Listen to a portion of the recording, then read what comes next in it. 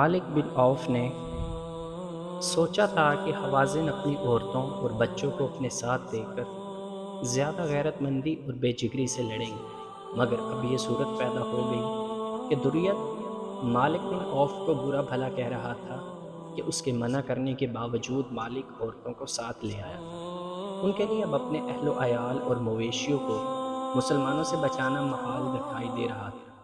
ابو عامر رضی اللہ عنہ کا سوار دستہ اوتاس کی طرف بڑھا، قریب گئے تو حوازن نے جم کر مقابلہ کیا۔ اب وہ جنگ جیتنے کے لیے یا مسلمانوں کو تہس نہس کر کے مکہ پر قبضہ کرنے کے لیے نہیں، بلکہ مسلمانوں سے اپنے اہل و عیال اور مویشیوں کو بچانے کے لیے لڑ رہے تھے۔ یہ بھی دست بدست معرکہ تھا جس میں جنگی چالوں کی نہیں بلکہ ذاتی شجاعت کے مظاہرے کی ضرورت تھی۔ سوار اور پیادے لڑتے ہوئے وادی میں پھیلتے جا رہے تھے۔ ابو عامر رضی اللہ عنہ نے دشمن کے 9 سواروں کو ہلاک کر دیا، مگر 10ویں حوازن کو للکارا تو اس کے ہاتھوں خود شہید ہو گئے۔ رسول کریم صلی اللہ علیہ وسلم نے پہلے ہی ان کا جانشین مقرر کر دیا تھا۔ وہ تھے ان کے چچا زاد بھائی ابو موسیٰ رضی اللہ عنہ۔ انہوں نے فوراً کمان سنبھال لی اور اپنے سواروں کو للکارنے لگے۔ حوازن زخمی ہو کر گر رہے تھے، صاف نظر آ رہا تھا کہ ان کے پاؤں اکھڑ رہے ہیں۔ رسول کریم صلی اللہ علیہ وسلم نے زبیر بن عوام کو، جنہیں آپ صلی اللہ علیہ وسلم نے درے میں روک رکھا تھا، حکم دیا کہ اپنے دستے کو ابو موسیٰ کی مدد کے لیے لے جائیں۔ حضور صلی اللہ علیہ وسلم نے یہ اس لیے ضروری سمجھا تھا کہ دونوں دستے مل کر حوازن کا کام جلدی تمام کر سکیں گے۔ زبیر رضی اللہ عنہ نے اپنے سواروں کو حملے کا حکم دیا۔ جب گھوڑے دوڑے، اس وقت خالد بن ولید کا گھوڑا دستے کے آگے تھا۔ حوازن پہلے ہی ہمت ہار چکے تھے۔ مسلمانوں کے دوسرے سوار دستے کی حملے کی وہ تاب نہ لا سکے۔ ان کے زخمیوں کی تعداد معمولی نہیں تھی۔ وہ اپنی عورتوں اور بچوں کو چھوڑ کر بھاگ نکلے۔ مسلمانوں نے کیمپ کو گھیرے میں لے لیا۔ چھوٹے چھوٹے قبیلوں کے لڑاکوں نے جب حوازن اور ثقیف جیسے طاقتور قبیلوں کو بھاگتے ہوئے دیکھا تو وہ وہاں سے بالکل غائب ہو گئے اور اپنی اپنی بستیوں میں جا پہنچے۔ مالک بن عوف میدان جنگ میں کہیں نظر نہیں آ رہا تھا۔ وہ نظر آ ہی نہیں سکتا تھا۔ اسے اپنے شہر طائف کی فکر پیدا ہو گئی تھی۔ اس نے اپنے قبیلے کے سرداروں سے کہا کہ مسلمان جس رفتار اور جس جذبے سے آ رہے ہیں، اسے صاف پتہ چلتا ہے کہ وہ طائف تک پہنچ جائیں گے اور اس بستی کی اینٹ سے اینٹ بجا دیں گے۔ خطرے کے پیش نظر اس نے قبیلہ ثقیف کے تمام دستوں کو لڑائی سے نکالا اور طائف جا دم لیا۔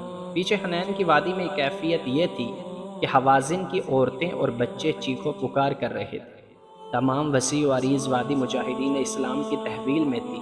مکہ کے جو غیر فوجی مجاہدین کے ساتھ آئے تھے، وہ زخمی مجاہدین کو اٹھا رہے تھے۔ دشمن کے زخمی کرا رہے تھے، مر رہے تھے۔ مرنے والوں میں بوڑھا دوریت بھی تھا، وہ لڑتا ہوا مارا گیا تھا۔ مسلمانوں دشمن کے زخمیوں اور قیدیوں سے جو ہتھیار اور گھوڑے ملے، ان کے علاوہ 6000 عورتیں اور بچے، 24,000 اونٹ، 40,000 بکریاں اور بے شمار چاندی ہاتھ لگی۔ مسلمانوں نے جنگ جیت لی تھی، لیکن رسول اللہ صلی اللہ علیہ وسلم نے فیصلہ کیا کہ مالک بن عوف کو مہلت نہیں دی جائے گی کہ وہ سستا سکے اور اپنی فوج کو منظم کر سکے۔ آپ صلی اللہ علیہ وسلم نے دراصل سانپ کا سر کچلنے کا فیصلہ کر لیا تھا۔ آپ صلی اللہ علیہ وسلم کے حکم سے مال غنیمت آئی ہوئی عورتیں، بچے، مویشیوں اور دیگر مال کو ایک دستے کے ساتھ روانہ کیا۔ اگلے حکم تک انہیں جارانہ میں ہی رہنا تھا۔ دوسرے دن رسول کریم صلی اللہ علیہ وسلم کے حکم سے اسلامی فوج طائف کی طرف پیش قدمی کر گئی، جہاں بڑی خون ریز جنگ کی توقع تھی۔ معرکہ حنین کا ذکر قرآن حکیم میں سورۃ توبہ میں آیا ہے۔ بعض صحابہ کرام نے معرکہ شروع ہونے سے پہلے کہا تھا کہ ہمیں کون شکست دے سکتا ہے؟ اتنی بڑی طاقت کا مقابلہ کون کر سکتا ہے؟ سورہ توبہ میں آیا ہے، اللہ نے بہت سے موقع پر تمہاری مدد کی، اور حنین کے دن بھی جب تم کو اپنی کثرت پر ناز تھا، حالانکہ وہ تمہارے کچھ کام نہ آئی، اور زمین باوجود اپنی وسعت کے تم پر تنگ ہو گئی اور تم پیٹ پھیر کر بھاگے۔ پھر اللہ نے اپنے رسول اور مسلمانوں پر تسلی نازل کی اور وہ فوجیں اتاریں جن کو تم نے نہیں دیکھا، اور کافروں کو سزا دی، اور کافروں کا بدلہ یہی ہے۔ طائف میں بڑی خوبصورت بستی ہوا کرتی تھی۔ باغوں کی بستی تھی، پھولوں اور پھلوں کی مہک سے ہوائیں مخمور رہتی تھی۔ طائف میں جا کر دکھی دل کھل اٹھتے تھے۔ یہ جنگجو سرداروں کی بستی تھی، یہ ثقیف جیسے طاقتور قبیلے کا مرکز تھی۔ اس بستی کے قریب اس قبیلے کی عبادت گاہ تھی، جس میں ثقیف، حوازن اور چند اور قبائل کے دیوتا لات کا بت رکھا ہوا تھا، جو بت نہیں ایک چبوترا تھا۔ یہ قبائل اس چبوترے کو دیوتا کہتے اور اس کی پوجا کرتے تھے۔ اس عبادت گاہ میں ان کا کاہن رہتا تھا، جسے خدا کا اور دیوتا کا ایلچی سمجھا جاتا تھا۔ کاہن فال نکال کر لوگوں کو آنے والے خطروں سے آگاہ کر دیا کرتا تھا۔ کاہن کسی خوش نصیب کو ہی نظر آیا کرتا تھا۔ عام لوگوں کو کاہن نہیں، عبادت گاہ کے صرف مجاور ملا کرتے تھے۔ کاہن کو جو دیکھ لیتا وہ ایسے خوش ہوتا جیسے اس نے خدا کو دیکھ لیا۔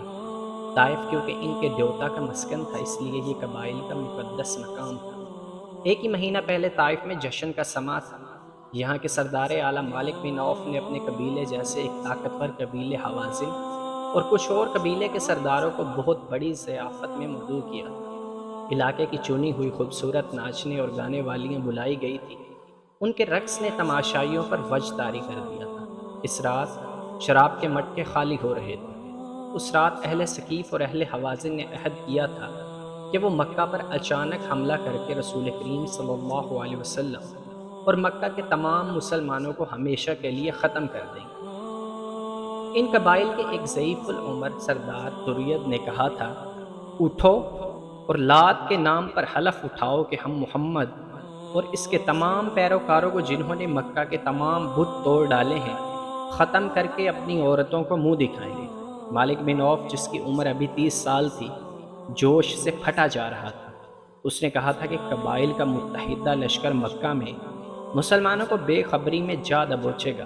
اس رات مالک بن عوف، ترید اور دوسرے قبیلوں کے سردار کاہن کے پاس گئے تھے۔ کاہن سے انہوں نے پوچھا تھا کہ وہ مکہ کے مسلمانوں کو بے خبری میں دبوچ سکیں گے، اور کیا ان کا اچانک اور غیر متوقع حملہ مسلمانوں کو گھٹنوں بٹھا سکے گا۔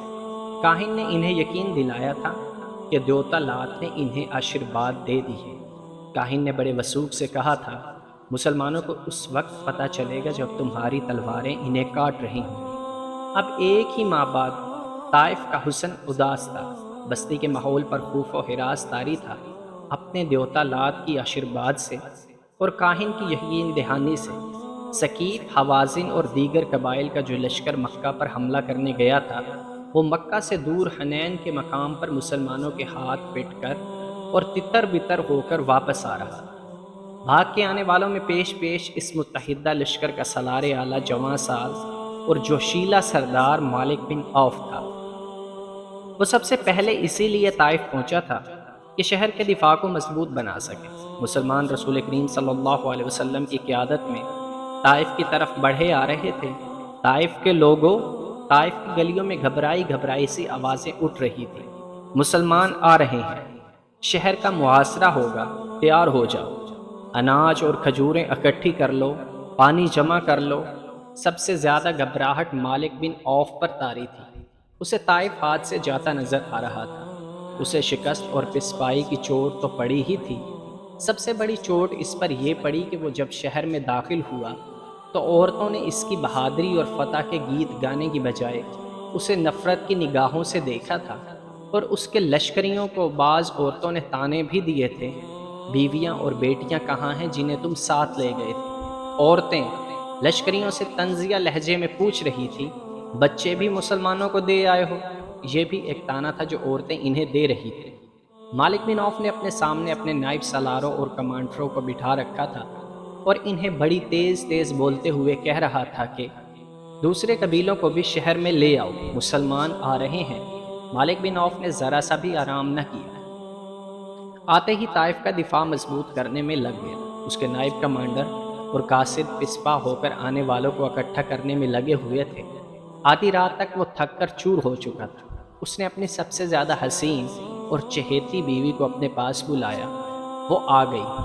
کیا آپ نے حلف نہیں اٹھایا تھا کہ محمد اور اس کے نام لیواؤں کو، جنہوں نے مکہ کے بت توڑ ڈالے ہیں، ختم کر کے ہی اپنی عورتوں کو منہ دکھائیں گے؟ بیوی نے اسے کہا، آپ فتح کی بجائے ماتھے پر شکست کا داغ لے کر آئے ہیں۔ آپ کے حلف اور عہدے کے مطابق میرا وجود آپ پر حرام ہے، تم میری بیوی ہو۔ مالک بن عوف نے غصے سے کہا، میری حکم عدولی کی جرات نہ کرو، میں بہت تھکا ہوا ہوں اور میں بہت پریشان ہوں، مجھے اس وقت تمہاری ضرورت ہے، تم میری سب سے پیاری بیوی ہو۔ آپ کو میری ضرورت ہے؟ بیوی نے کہا، لیکن مجھے ایک غیرت مند مرد کی ضرورت ہے، مجھے اس مالک بن عوف کی ضرورت ہے جو جہاں سے عہد کر کے گیا تھا کہ مسلمانوں کو مکہ کے اندر ہی ختم کر کے واپس آئے گا۔ کہاں ہے وہ مالک بن عوف؟ وہ میرے لیے مر گیا ہے۔ اس مالک بن عوف کو میں نہیں جانتی جو اپنے قبیلے اور اپنے دوست قبیلوں کی ہزاروں عورتوں اور ہزارے بچوں اپنے دشمن کے حوالے کر کے اپنی خوابگاہ میں آ بیٹھا ہے۔ وہ ایک عورت سے کہہ رہا ہے کہ مجھے تمہاری ضرورت ہے۔ اس حسین عورت کی آواز بلند ہو کر جذبات کی شدت سے کانپنے لگی۔ وہ مالک بن عوف کے پلنگ سے اٹھ کھڑی ہوئی اور کہنے لگی، آج رات تمہاری کوئی بیوی تمہارے پاس نہیں آئے گی۔ آج رات تمہاری کسی بیوی کو ان عورتوں کی آہیں اور فریادیں چین سے سونے نہیں دیں گی جو مسلمانوں کے قبضے میں ہیں۔ ذرا سوچ، تصور میں لا ان عورتوں کو، ان نوخیز لڑکیوں کو جنہیں تو مسلمانوں کے حوالے کر آیا ہے۔ وہ اب مسلمانوں کے بچے پیدا کریں گی، بچے جو ان کے قبضے میں ہیں وہ مسلمان ہو جائیں گے۔ مالک بن عوف تو خطروں میں کود جانے والا خود سر آدمی تھا۔ اس نے اپنے بزرگ اور میدان جنگ کے منجھے ہوئے استاد ذریت کی نصیحت کو ٹھکرا دیا تھا کہ وہ عقل و ہوش سے کام لے اور جوانی کے جوش و خروش پر قابو پائے۔ اب وہی مالک بن عوف اپنی بیوی کے سامنے یوں سر جھکائے بیٹھا تھا جیسے دہکتے ہوئے انگاروں پر کسی نے پانی چھڑک دیا ہو، اور اس کی مردانگی ختم ہو چکی تھی۔